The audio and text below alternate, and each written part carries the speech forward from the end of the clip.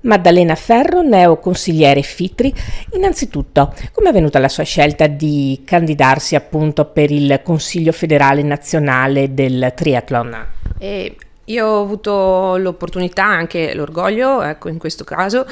di essere contattata dal l'uscente presidente Giubilei del mandato precedente di conduzione della federazione e di entrare a far parte della sua squadra per il rinnovo del mandato. È stata una candidatura che richiesta, ma che mi ha inorgoglito molto,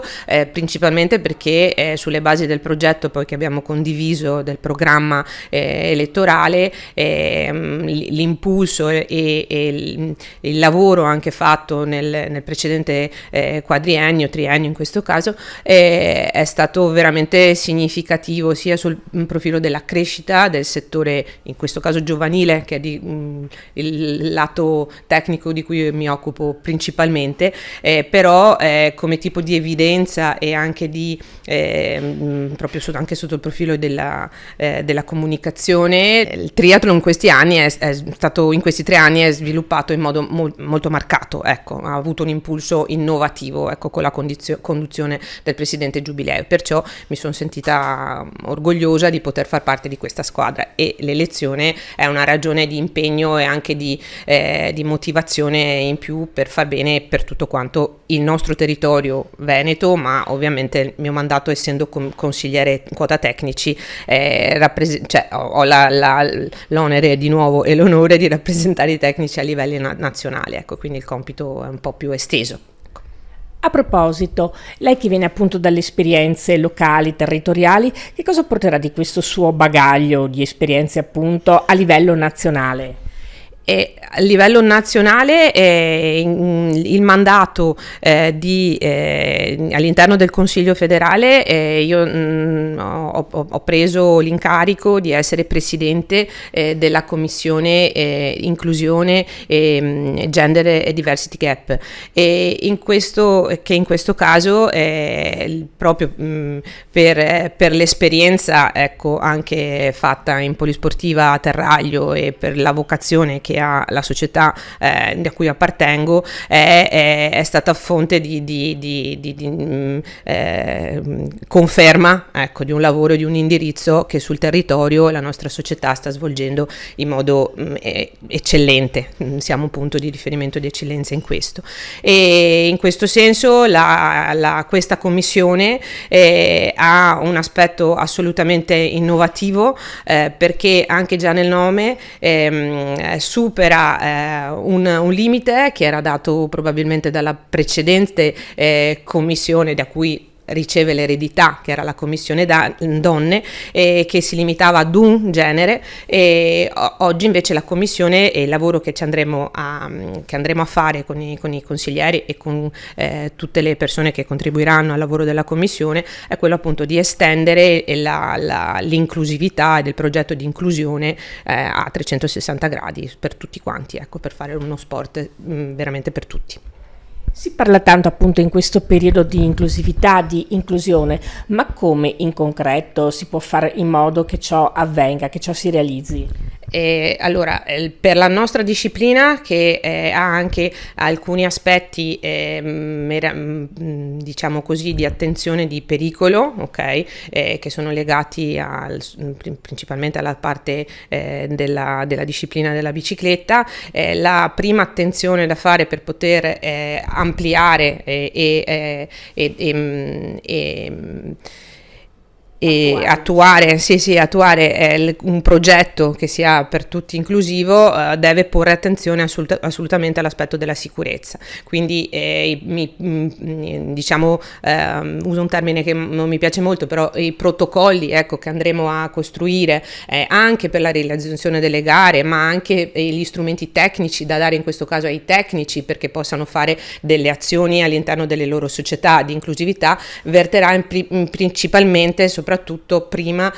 sull'attenzione sull'aspetto della sicurezza e dopodiché noi abbiamo, come tutti gli sport per carità, però questo particolarmente, che è quello che amo, è uno sport assolutamente divertente, dove anche solo il fatto di dover compiere 3 discipline, quindi avere un continuo cambio, no, di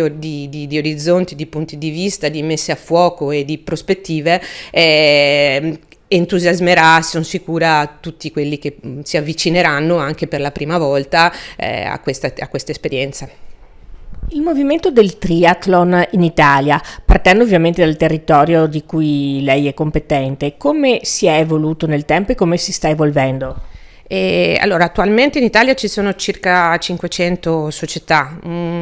poco più del 10% sono società venete. Sono molte le società che si stanno avvicinando anche al triathlon giovanile, in questo senso anche all'apertura anche a attività inclusive di paratriathlon, con altre prospettive, perciò si sta un po' trasformando. La federazione stessa nel corso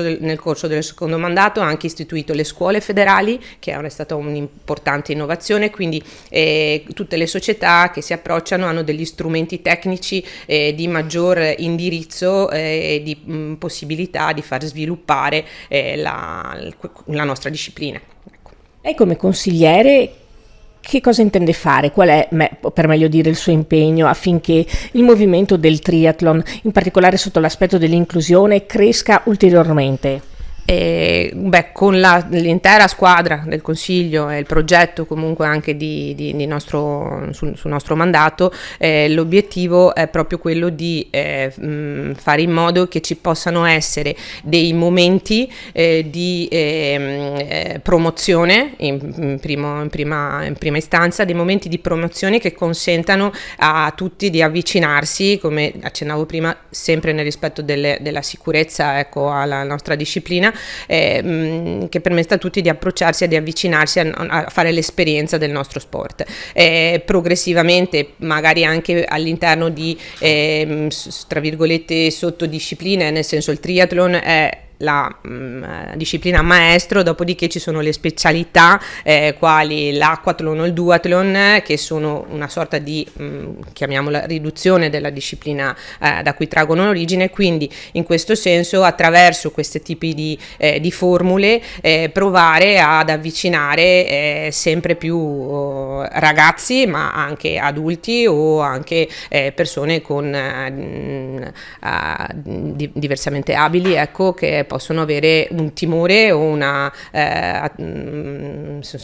sorta di paura, di reticenza, sì,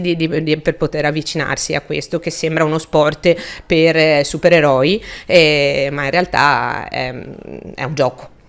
Si può fare in tal senso, ultima domanda ma non ultimo argomento, un lavoro con le scuole, con le famiglie, affinché queste reticenze cadano? Sì, ha detto benissimo,